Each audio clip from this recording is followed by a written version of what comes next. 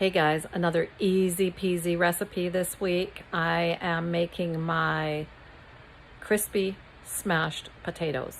I use baby potatoes for this. I use my air fryer. If you don't have an air fryer, you can use your oven. But another easy peasy and delicious recipe that I prefer way more than mashed potatoes. I'm not a real big mashed anything fan. I don't like smoothies.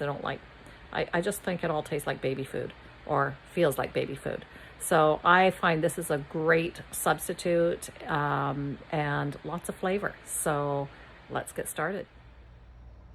So for easy smashed baby potatoes, I am going to use about half of this bag of mini reds. You can use whatever kind of potatoes you want. You want to use the small ones. So I'm using red. You can use the mixed ones. Fingerlings are amazing. And I'm using half the bag. That's enough to serve two. So if you've got a full family, you may want to use the whole bag. I'm also going to use 3 cloves of garlic, so anywhere between 2 and 4 will do, depending on how garlicky you want these potatoes. I'm going to use extra virgin olive oil just to drizzle on them to make them a little bit crispy. So not a lot, just a little bit. I'm also going to use my Italiano seasoning. And again, I'm not measuring it. I'm just going to sprinkle it on to where I think it's right. Now this is the seasoning that I'm using this time. You can use any kind of seasoning mix you want, or even make it yourself. Tex-Mex is nice, a garlic and herb, even lemon pepper is amazing. Or if you want, just salt and pepper. So I have cut up the potatoes into small pieces. Actually, these ones were quite large potatoes, so I've quartered them. I'm going to add the smashed garlic. I have smashed the garlic. I'm going to add that in with the potatoes. I have now covered them with water, the potatoes and the garlic. That's all that I have in here, potatoes, garlic, and water. I'm going to cover it and I'm going to bring it to a boil, and I'm going to cook those potatoes, not to soft, but just so that they're cooked. But we still want them a little bit on the hard side because we're not finished there.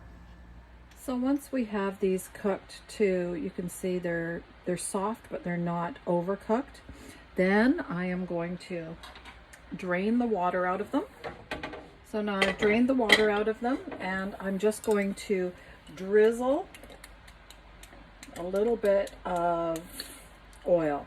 Now if you're a heavy measurer, that was maybe 1 to 2 teaspoons of oil. And I'm also going to sprinkle in my seasonings. So that is about a tablespoon. Then I'm just going to stir them up.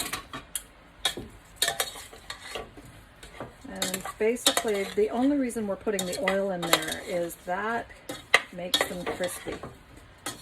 I'm going to leave the garlic in, and we want to just mix that around until everything's coated. And again, you can use whatever seasoning is your favorite. Once I've got that done, I'm just going to transfer them into my air fryer. Now, if you don't have an air fryer, you can do this in an oven. You would put it at 400, and you can put the potatoes in a dish or on a baking tray and put them in the oven, and maybe just check them and shake them around, turn them, whatever you need to. After about 10 minutes. And I'm going to do the same thing here. I'm going to put my potatoes into my air fryer. I'm going to turn it on to 400 degrees for about 10 minutes, and then I'm going to check it, and I will shake it if needed and go from there. So this is after 10 minutes in the air fryer. You can see the potatoes are starting to get crispy. I'm just going to stir them up, and I'm going to put them in. This is where you sort of gauge it. How much crispier do you want to go? I think I'm going to go another 10 minutes. 5 would probably do it, but we like them crispy, so I'm going to do another 10. So back in it goes.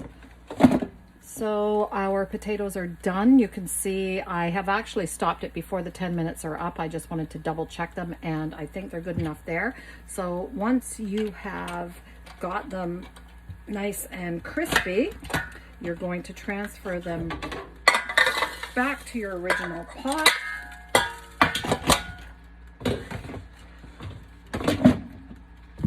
And we're just going to lightly smash them. Now you don't need to use a potato masher, you could just use a spoon or whatever, but you just want to crush them a little like that and